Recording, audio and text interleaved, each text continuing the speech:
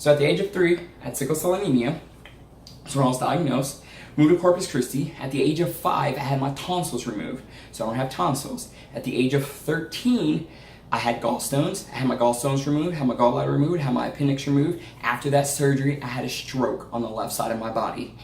And I swore once I came out of that stroke that I would start working out, because they wanted to give me a port. I didn't want a port. I told them, you better hit all the veins that I got on my body.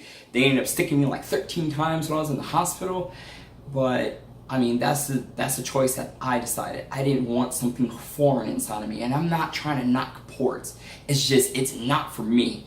I will work out. I'll do whatever I have to do in order to not get a port inside of me. I'm sorry, it's just not gonna happen. I will do anything and everything to keep that thing out of me. I got enough problems as is, sickle cell being one, and I don't need a port as well. And I'm not trying to knock it. If you got a port, hey, good for you. If you love it and it works, hey, that's awesome. I'm just saying right now, it doesn't work for me. That's not something that I want to do in my future. And if you're like me and you don't want a port, then the time is now. Start exercising. And it's even better while you're younger. When I was young, when I was like at least 5 years old, my dad had me dropping down doing 5 push-ups every single night before I went to bed. Every single night. Here, drop down and do 5 push-ups. Drop down and do 5 push-ups. I didn't understand why he had me doing it. I just did it. And then once I got older, you know, I kind of slacked off, but then I ended up getting some weights and I started lifting at home. And it's easy. You can lift weights while you're watching TV. You're just sitting there watching YouTube. Hey, you could be working out while you're watching this channel, you know? It's just, you have to be active. The human body is made to be active. It is not made to be still. If that was the case, we'd be on sloth. But other than that, we've got bones, we've got joints, we've got ligaments. Our body's made to move. And just because you have sickle cell anemia doesn't mean that you cannot move. You can definitely move. And so I was in band from middle school all the way up to high school. And after high school, one of my good friends asked me if I wanted to join ballet. And at the time I was 18, and I said, you know what, sure, I'll give it a shot. So I was open-minded about it, and I danced ballet from 18 all the way until I was 21, and I stopped. But I later picked it back up. I'm 34, and I just take an adult ballet class. Nothing extraneous, nothing too hard, just enough amount of intensity that I can get through the class. And so that's how I've been able to hack sickle cell and stay out of the hospital. I haven't been in the hospital for sickle cell anemia in 3 years. 3 years. I've been out of the hospital. I don't go in there for sickle cell. If I go to the hospital, it's because I got an infection.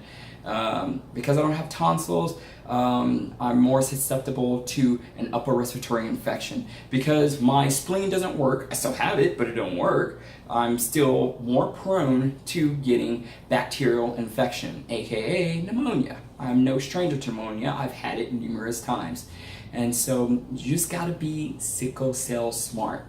And this is why I decided today to do this video and to at least give awareness to people out there who are suffering with sickle cell anemia. And hey, maybe you don't have a role model to look up to. I didn't. The people I had to look up to, always on painkillers. They were always in pain. And I'm sorry, I don't believe in all those painkillers. I don't mind taking them here and there, but I've got to be in some serious pain. And at that, I'm going to the hospital.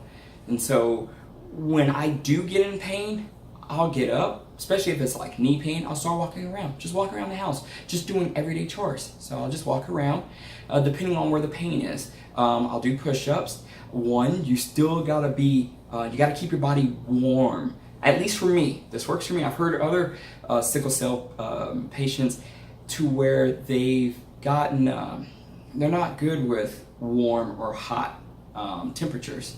Me, I love it. When I get sick, I want something hot on me. I do. I don't want anything cold on me. I want something hot because I want to open up those blood vessels. I want to get more oxygen, more blood flow. I want something heated on me. This is my hospital regimen that I do when I go to the hospital. And the one thing is if I'm sickling. If I am sickling and I have a crisis, the first thing I do, of course, is dial 911.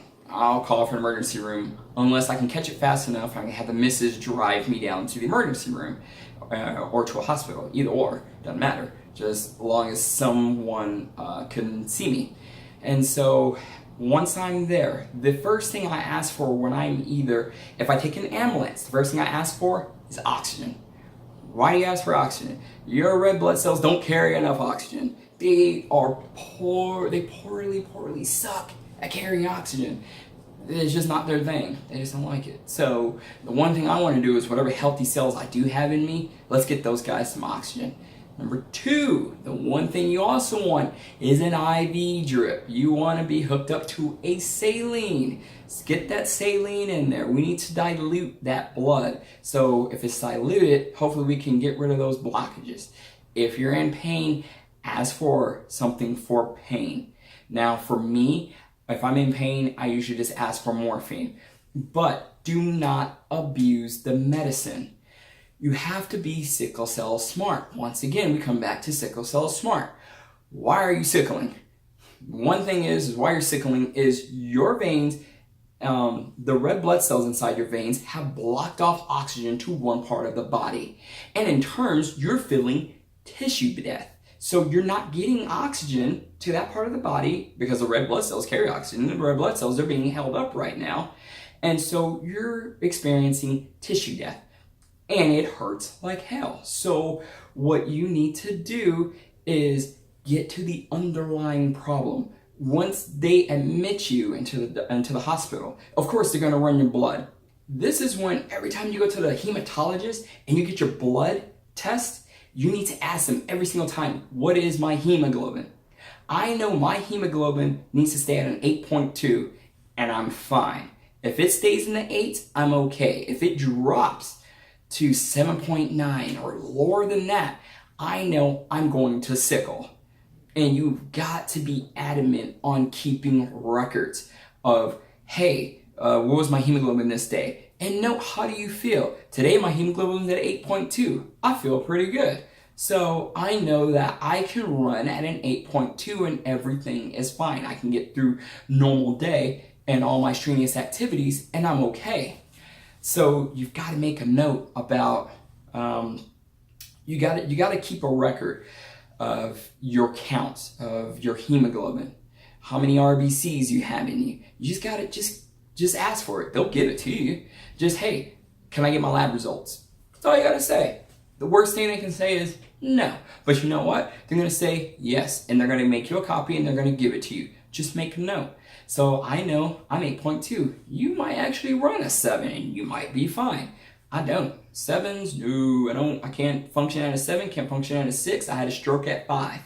I know this because over the years, and I'm 34, I've always asked for, I need my lab results. I need my lab results. So just ask for the lab results. They don't have a problem. You're paying anyways.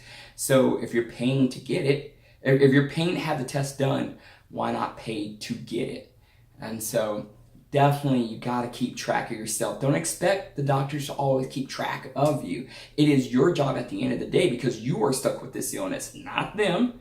They get to live a quote unquote normal life, whatever that is. So you have to be aware of what's going on with you because at the end of the day, you're your best doctor. You know what's going on. And that way you can be the voice and you can tell them, hey, this is what's going on. So here's a scenario. I'm sickling. I'm going to the hospital. The first thing I ask for is oxygen. Second thing I ask for is an IV drip. Third thing I ask for is, can you give me something for pain? Once I get to the hospital, I will ask for something hot and something heated, and I will stick that on the part of my body that is sickling. Reason being, the heat will expand those blood vessels, and the blood vessels will be bigger, so it'll allow for more blood flow. And so hopefully it'll alleviate the pain, and it just feels good anyways. So at least my perspective, it feels awesome. So I do that. 4, you need to be polite. You don't have to yell at the person that's treating you. Be polite. I know that you're in a lot of pain, you're in a lot of agony, but at the end of the day, it's those people that are taking care of you, and if it wasn't for them, you're going to be suffering some more. So I ask you, don't yell at them, Don't scream at them. They're human beings and they're trying to help you and to alleviate that pain and to make you feel better. So be nice, be kind. Now, of course, if you run into a doctor that's rude, hey, tell them, I want a different doctor. Don't be afraid. Remember, you're paying for a service, okay? But at the same time, you got to be nice to people, because in terms, they're going to be nice to you and they're going to treat you and they're going to get you the things that you need. So when I'm sickling and I'm in the hospital, I ask for a heating pad and I stick it on my chest. And the reason I stick it on my chest is because my heart's there. I'm trying to prevent acute chest syndrome. I'm already sickling in one area. I need my lungs. Can't do anything without my lungs. So I keep that heat on my chest to make sure my chest is good to go. Then I ask for a hot blanket and they'll give it to you. You take that blanket, you can either keep it on your chest, or for me, I'm sickling in my knees, so I'll have heating pads on my knees, I'll have my blanket wrapped around my knees, and I have a heating pad on my chest, and I have another hot blanket wrapped around my chest. Feels awesome. Then I'll tell them about sickle cell anemia, and this is where you have to know about your illness. Don't expect to go to a hospital and everyone to know about your illness, because they don't. And I don't blame them. At the end of the day, we're humans. There are so many illnesses, so many diseases out there that they gotta remember. And hey, if they don't know what sickle cell is, educate them. Educate them to the fullest. Explain to them what sickle cell anemia is. It's a hereditary blood disorder. It affects the formations of red blood cells. When I'm stressed out, when I'm dehydrated, when my oxygen content in my body is low, my round blood cells change into a sickled shape form. They become rigid. They don't carry enough oxygen. Ta-da! Sickle cell in a nutshell. You now have a weakened immune system and it tore up your spleen. You don't have a spleen. Just educate them. That's all you got to do. It just takes a little bit of time. Educate them while you're in the hospital. Don't sit back and be like, oh my God, I can't believe this doctor doesn't know what sickle cell anemia is. Don't make them feel bad. At the end of the day, they're trying to make you feel good. Don't make them feel bad. You educate them. That's what you're there for. I get a kick out of educating doctors and educating nurses. The last time I went to the ER and I told them, hey, I'm sickling, and they're like, well, where else do you sickle? I get priapisms. Well, what do you do for priapisms? I work out. I do push-ups. How did you come about that? Think about it. I just educated him, and now once he talks to another sickle cell patient or sees another sickle cell patient, he will get that, he will have that knowledge from a previous patient and will say, oh, well, Mr. Davis said when he has a priapism, he does push-ups. Maybe you should try that. You just educated someone, and therefore you just helped somebody else out. And so you gotta educate yourself, and two, educate whoever comes in contact with you. Let them know, hey, you can't catch this. It's hereditary. I got this from my parents, you know? Let them know. Because sometimes you'll get around a few and they're like, oh, I don't want to touch you because you have sickle cell anemia. No, educate them. But first, educate yourself. Know why you're sickling. You have to be, once again, sickle cell aware. I know that I sickle in the cold. I don't do well with cold. So I live in a warm climate area. Thank you, Texas, because I don't do well in the cold. And if I have to deal with cold weather, I make sure I bundle up. Basically, you gotta be smart. You gotta be sickle cell smart. If I want to sickle, I know how to sickle. I know what to do to cause a sickle cell crisis. I know exactly what to do, but I don't want to do it. And I don't want to go through that pain. And I did it one time, and it was an accident. I had no idea. But once again, I wasn't being sickle cell smart. And so what happened was I went out, we were celebrating because I was supervisor for the week, and I went out with the missus. We started drinking. You can drink alcohol. The thing about alcohol is it's going to dehydrate you. And if you have 1 pint of beer, or let's say it's just a little glass of beer, you need to chase it down with some water. I know, what is the fun of that? But this is where you have to be sickle cell smart. If you're gonna drink, you gotta chase it with some water because you gotta rehydrate yourself. So it kind of takes the whole fun out of drinking. So I went out, I drank, I didn't drink water. I had 2 beers, that's all it took, 2 beers. And we were dancing all night long. So then I get home, I felt fine, you know, just tired, sleepy. I went to sleep, cold front came in, I was dressed in shorts, and I woke up and had a priapism. So I go and I lay on the hardwood floor to stretch out. And I was like, man, something doesn't feel right. And my knees, I don't know what's going on, but something doesn't feel right. Mind you, I didn't have any water. I didn't take my hydroxyurea last night, or that night. And I had 2 beers in me. And so I was like, something just don't feel right. So there I am doing my push-ups. I was like, all right, well, the priapism's gone, but my knees don't feel right. So then I jumped up and I got my pull-up bar, attached it to the door, did my pull-ups. And I go, this still doesn't feel right. It feels right when I'm doing my pull-ups, but as soon as I stop, my knees start hurting. And I go, uh-oh, I've just induced sickling on myself. And I'll tell you where I messed up on. 1, the alcohol. I should have drank water as soon as I consumed the alcoholic beverage. 2, I should never, and I should know this, never lay my body on a cold wooden surface or floor. What happens, it constricts the blood vessels. I'm already dehydrated, so I'm already like pre-sickling, and I just boosted along just by getting on the hardwood floor, shutting off those veins, and now no one can get through. And so that's how I ended up inducing sickle cell on myself.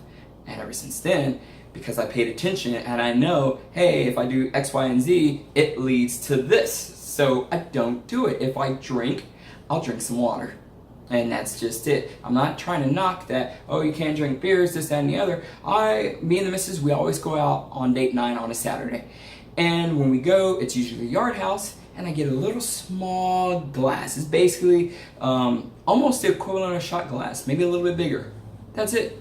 I just get a little taste of that, and then I ask, can I get some water? And I'll have my water, and that's that. I don't need to drink. Why? I got enough problems as it is. My problem, sickle cell.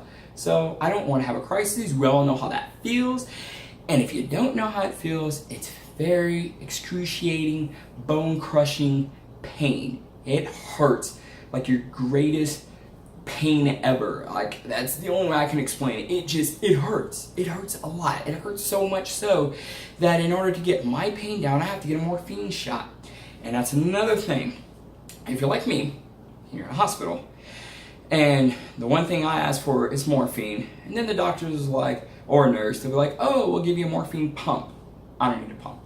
Don't need a pump. And so I won't use it. I'll just have my first initial morphine, and that's that. Because the more you use that morphine, the longer you're going to stay in that hospital. Whatever narcotic you're using to manage your pain, you're going to stay in the hospital. And so when you're in the hospital, now you're in the hospital because you're sickling. 1, you're sickling, you're anemic. So what you want to do is attack the underlying problem. As for your hemoglobin, pretty sure your hemoglobin's low. And if it's low, guess what? You probably just need to be transfused. If you get a transfusion, you'll feel better. You don't want to, once you're sickling, just keep throwing narcotics on top of your sickling. Why? Why would you do that? You're just masking the problem. You're not taking care of the problem. So why mask the problem? Take care of the underlying problem, which is you need some fluid. Saline will work. And you possibly need a transfusion. What you could do is have them take your hemoglobin. They'll take it as soon as you get there and ask for that number. Remember that number, or get the paperwork, keep that paperwork. Then the next day, ask for it again. And if it doesn't go up, you need a transfusion. So that's just plain and simple. Now, I do know there's people out there that don't like transfusion. Now, if you don't like transfusions, I would just say just stay on the saline and get something that can monitor pain. Now, when you're dealing with pain, they always tell you at the hospital, pain is from 0 to 10, 10 being the worst. Do you really need a narcotic for pain at a 3? No. Why don't you try something that's less that's less strength than a narcotic? How about, maybe an aspirin, maybe an ibuprofen? You can try that. You can try Motrin. You can try Motrin, and you can work your way up the actual pain management ladder before just going to hardcore narcotics. I mean, unless you're in that much pain, then it's hardcore narcotics, by all means. If it's hurting you that bad to where you're screaming and you're hollering at the top of your lungs, hey, by all means, you gotta have it. That's just it. With me, it's morphine. I've had, I think it's called Dilaudid. I don't like it. it made me had suicidal thoughts, and so I told them never ever to give that to me again. So in order for me to manage my pain while I'm in the hospital, it's morphine, and it's usually either once or twice, and that's it. Other than that, I'm asking for just a saline and oxygen, and what are my hemoglobin counts at? What are my counts at? Because if my counts are low, I need a transfusion. So that's how I manage my pain in the hospital. But another thing, if you've ever gone through a gallbladder surgery and or appendix, either or, you'll probably notice a change in your diet. I can't eat fatty foods. And the reason being is your gallbladder concentrates bile, and that bile helps you digest fatty foods. Well, since you don't have a gallbladder anymore and your bile is just dripping into your duodenum, you can't digest fatty foods as effective as a person that does have all gallbladder and appendix. So what you need to stay away from is hamburger meat. I know that if I eat hamburger meat, I'm going to have this horrible, horrible stomach ache. And 4 things usually happen. Definitely going to have the stomach ache, which will then turn cause sickling. I will also start throwing up, and then I'll have to go to the hospital because I can't stop throwing up. Or I'll have explosive diarrhea, which is unpleasant, and I don't want to deal with it. Then I'm dehydrated, and then I sickle, and I have to go back to the hospital. So if you notice that these foods that you're eating are bad, why eat it? Stop it. Don't eat it. So I haven't had a hamburger since I was 18, and why? Because I didn't want to have to go through sickling and throwing up and going into a hospital because of something that I decided to stick down my mouth. So, 1, I don't eat hamburger meat. I love bacon, I can eat that. I don't eat red meat because I'm iron overload and red meat has iron. So I don't eat that. So if I need protein, chicken, I love chicken. Don't really care for fish, I'll eat it sometimes, but I'm not a big fan of it, but I love the heck out of some chicken. And I stay away from beef, no hamburger meat. Besides, hamburger meat's really hard to digest on your body anyways. Even if you do have a gallbladder and appendix, you should just don't even eat it. I mean, just eat a little bit, not too much.